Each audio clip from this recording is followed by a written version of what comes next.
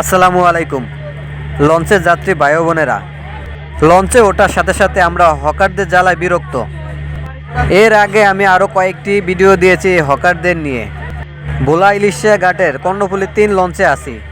লঞ্চে ওঠার সাথে সাথে যখনই বইছি তখন হকাররা এত পরিমাণ জ্বালাতন বিরক্ত করতেছে, মন চায় লঞ্চ থেকে নাইমা চলে যায়।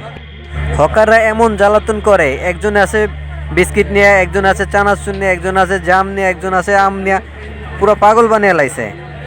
লঞ্চের হকারদের মাল কখনোই ভালো নয়।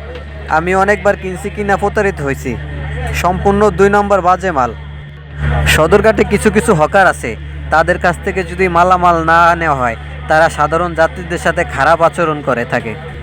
এই ভিডিওটিতে একটু লক্ষ্য করুন, এখানে দেখেন কতগুলো হকার একা 4-5 জন একসাথে সিরিয়াল দিয়ে আসে, আয়সা যাত্রীদের হয়রানি বিভ্রান্তি করে।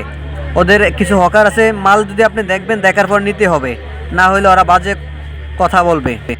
আমরা সাধারণ যারা যাত্রী আছি, আমরা হকারদের কাছ থেকে কিছু কিনবো না, কারণ এই হকারদের মাল কখনোই ভালো নয়। এই মাল 2 নাম্বার বাজে। লঞ্চে আমরা হকারদের কাছ থেকে যে আম টাম কিনি, ফল কিনি, এই ফলগুলো আপনি বাড়িতে নিয়ে দেখবেন সম্পূর্ণ ফল ভিতরে নষ্ট, পচা। ওরা প্রথমে কিছু ফল, ভালো ফল দিয়ে সাজিয়ে রাখে এবং ভিতরেগুলা নষ্ট দিয়ে রাখে। একসাথে কতগুলো হকার লঞ্চটা পুরো জ্বালিয়ে লাইছে, ওদের কাছ থেকে মুক্তি চাই।